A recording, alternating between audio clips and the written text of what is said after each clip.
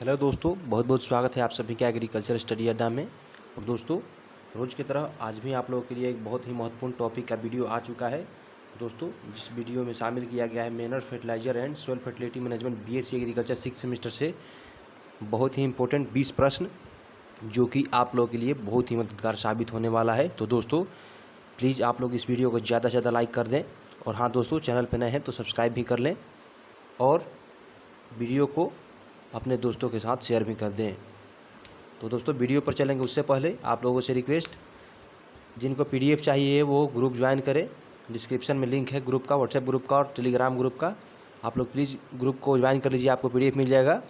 तो दोस्तों, बकवास ख़त्म, अब वीडियो चालू होने वाला है। तो सबसे पहला देखिए, सबसे पहला क्या है दोस्तों, इसमें इस वीडियो में जो लाया गया है, किंग ऑफ फर्टिलाइजर यानी दोस्तों उर्वरकों का राजा किसे कहा जाता है। दोस्तों बहुत ध्यान से देखिए, क्योंकि इस वीडियो में जितने प्रश्नों को शामिल किया गया टोटली आपके सिलेबस बेस्ड प्रश्न है, यानी आपके सिलेबस पे आधारित प्रश्न है जो कि परीक्षा में आने की बहुत संभावना है। तो दोस्तों हम लोग प्रश्न देखेंगे, किंग ऑफ फर्टिलाइजर यानी उर्वरकों का राजा किसे कहते हैं दोस्तों, तो दोस्तों यूरिया को कहते हैं। उर्वरकों का राजा कौन है, यूरिया है।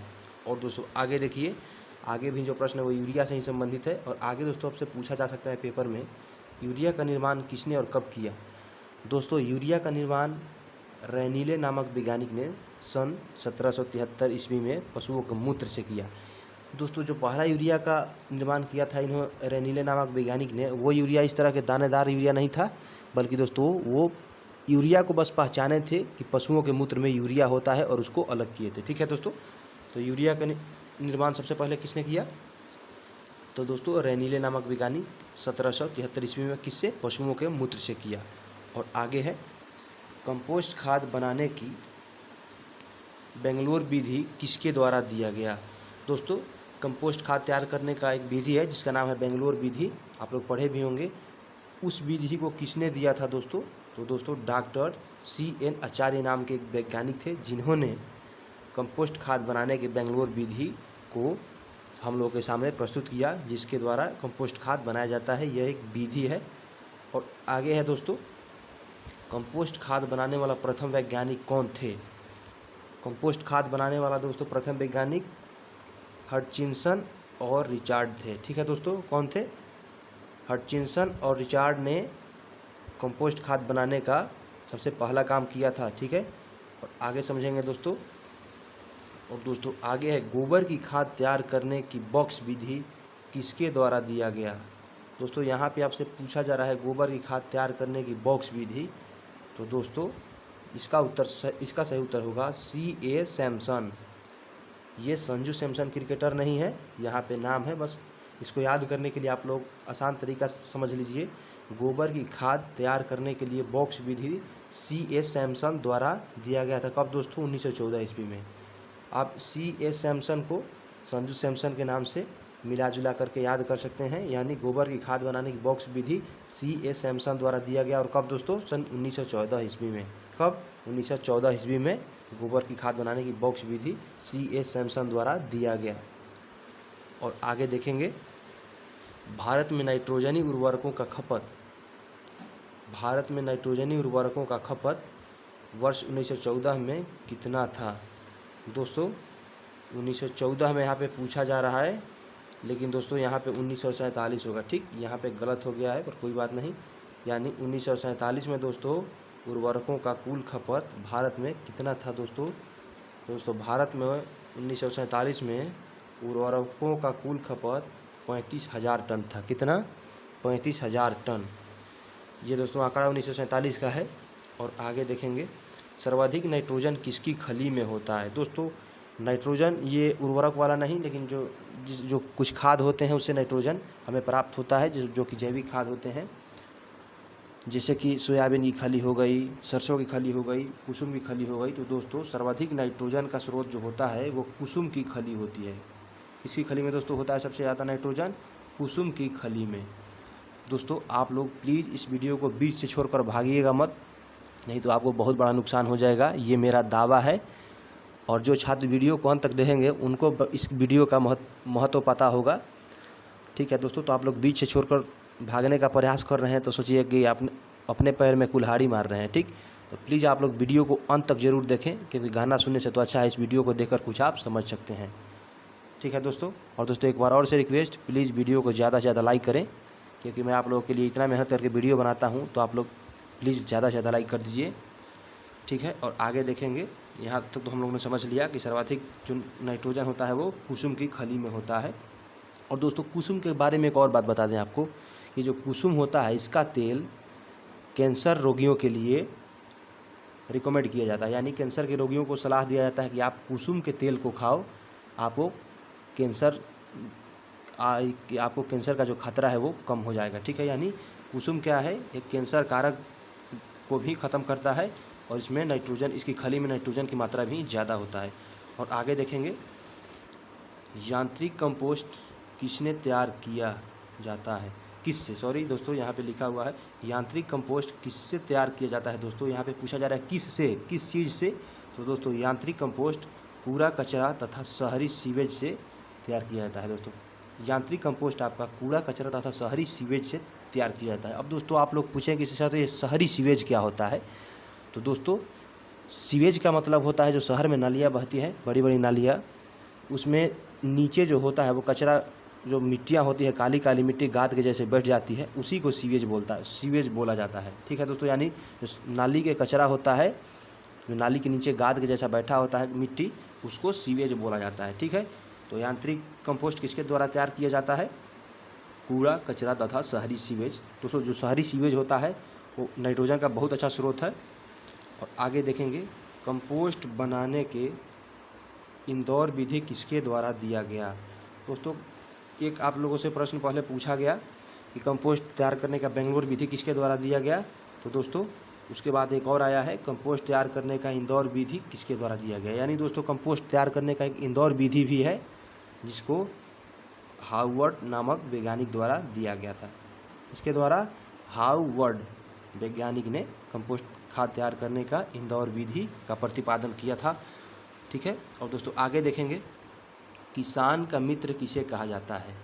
ठीक, किसान का मित्र किसे कहा जाता है, और इसका आंसर नहीं है, इसका आंसर आप लोगों को देना है। ये प्रश्न बहुत हल्का है, लेकिन ये आप लोगों से रिलेटेड है, इसलिए मैंने इसका उत्तर आप लोगों से सुनना चाहूँगा। तो आप लोग प्लीज़ जाइए, ज़्यादा से ज़्यादा कमेंट करिए कि किसानों का मित्र किसे कहा जाता है। ठीक है दोस्तों, आप वीडियो को यहीं पे पॉज कीजिए और जाइए, इसका उत्तर कमेंट बॉक्स में लिखिए कि किसानों का मित्र किसे कहा जाता है। ठीक है। और दोस्तों आप लोगों ने कमेंट कर दिया होगा, तो चलिए हम जानते हैं आगे क्या है। आगे है दोस्तों VAM, यानी VAM का पूरा नाम क्या होता है दोस्तों। तो दोस्तों VAM का पूरा नाम होता है वस्कुलर अर्वस्कुलर माइकोराइजा। ठीक है दोस्तों, VAM का फुल फॉर्म होता है वस्कुलर अर्वस्कुलर माइकोराइजा। ये क्या होता है दोस्तों, VAM एक फंजाई होता है। क्या होता है, फंजाई होता है। और आगे देखेंगे दोस्तों, बहुत ही महत्वपूर्ण प्रश्नों को लाया गया इस वीडियो में, तो आप लोग प्लीज़ वीडियो को ज़्यादा से ज़्यादा लाइक कर दीजिएगा। और दोस्तों आगे है, वर्मी कंपोस्ट तैयार करने के लिए केंचुए की मात्रा।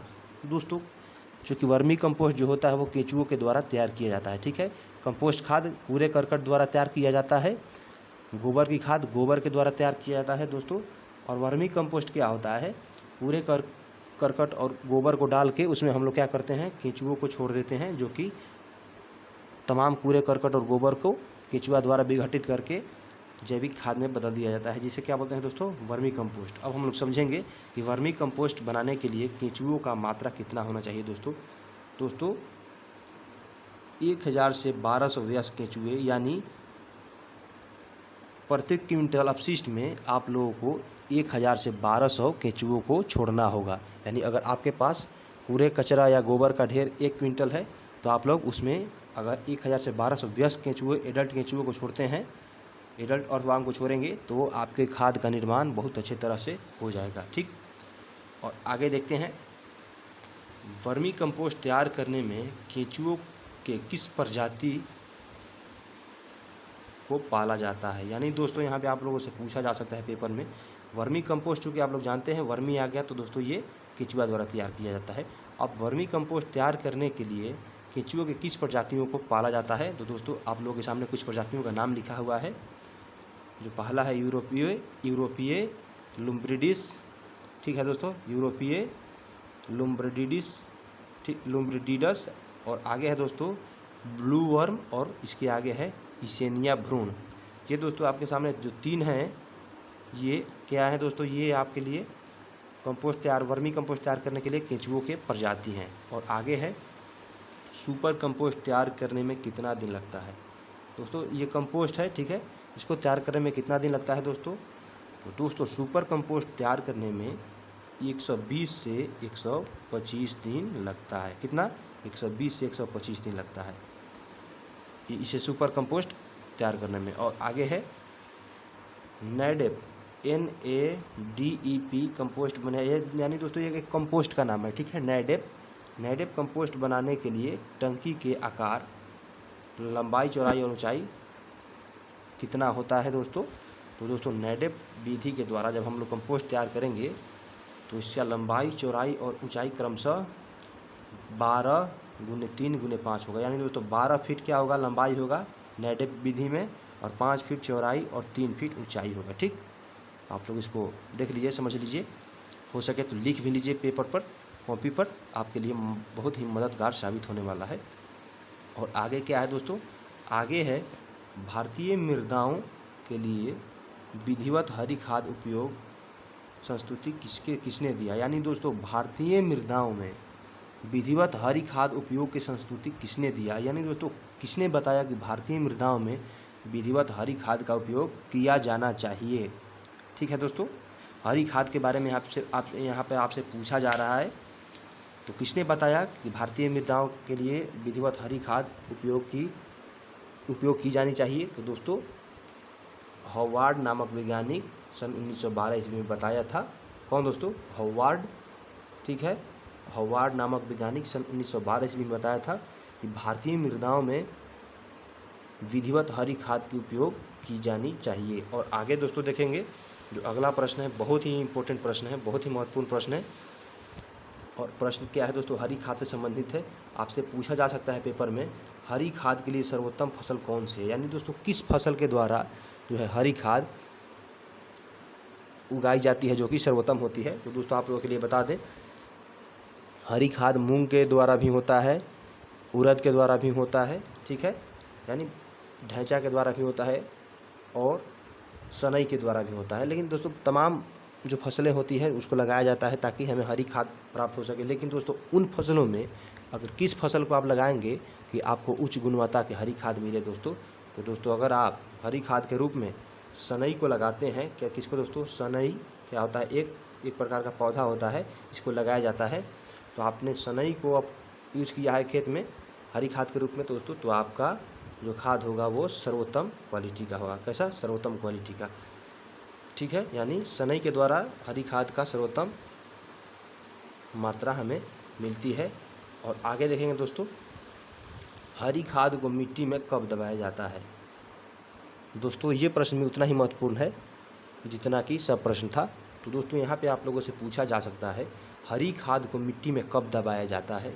तो दोस्तों हरी खाद को मिट्टी में 6 से 8 सप्ताह बाद दबाया जाता है। ये 6 से 8 सप्ताह क्या हुआ, जैसे आज आपने फसल की बुआई की, हरी खाद की फसल की, तो बुआई के लगभग 6 से 8 सप्ताह बाद उसकी जुताई या उसको मिट्टी पलट के द्वारा जुताई करके आप उसको दबा सकते हैं, ठीक है। और दोस्तों आगे देखेंगे मानव विष्ठा में NPK के मात्रा। ये दोस्तों मानव विष्ठा क्या होता है आप लोग समझ रहे होंगे, ठीक है, जो कि उत्सर्जन होता है मानव द्वारा, जो मानव शौच करते हैं, तो जो अपशिष्ट पदार्थ होता है उसमें दोस्तों नाइट्रोजन का मात्रा कितना होता है। तो यहाँ पे समझिए नाइट्रोजन दोस्तों जो होता है वो यहाँ पे NPK पूछ रहा है, यानी नाइट्रोजन, फास्फोरस, पोटास, तो दोस्तों तीनों के यहाँ पे दर्शाया गया है। तो आप लोग समझ लीजिए यहाँ पे जो नाइट्रोजन होता है वो 1.5% यानी 1.5% क्या होता है, नाइट्रोजन होता है, और 1.1% क्या होता है दोस्तों, आपका फास्फोरस होता है। यानी 1.5% नाइट्रोजन और 1.1% क्या होता है दोस्तों, फास्फोरस। और दोस्तों इसमें पोटास कितना होता है दोस्तों, 0.5% क्या होता है, पोटास होता है मानव विष्ठा में, यानी आधा % क्या होता है, पोटास होता है। अगर आप इसको इस तरह से देखेंगे बढ़ते क्रम में, तो ये आप लोगों के लिए बहुत ही आसान होगा याद करने में। दोस्तों आधा % क्या हो गया, के, यानी पोटास, और इससे आधा बढ़ाएंगे तो क्या हो गया, 1 हो गया, यानी ये लगभग 1 ही तो है, 1.1। तो आधा % पोटास और 1% फास्फोरस, और इससे फिर आधा बढ़ाएंगे तो ये दोस्तों आपका 1.5 हो जाएगा, यानी 1.5% नाइट्रोजन होता है। ठीक दोस्तों, तो ये था आज का वीडियो यहीं समाप्त होने वाला है। और आप लोगों से रिक्वेस्ट, अगर वीडियो पसंद आया हो तो चैनल को ज़रूर सब्सक्राइब कर लेना, ताकि आने वाले वीडियो का नोटिफिकेशन सबसे पहले आपके फ़ोन पे हो। दोस्तों मिलते हैं फिर अगली वीडियो में, तब तक के लिए जय किसान और जय कृषि विज्ञान।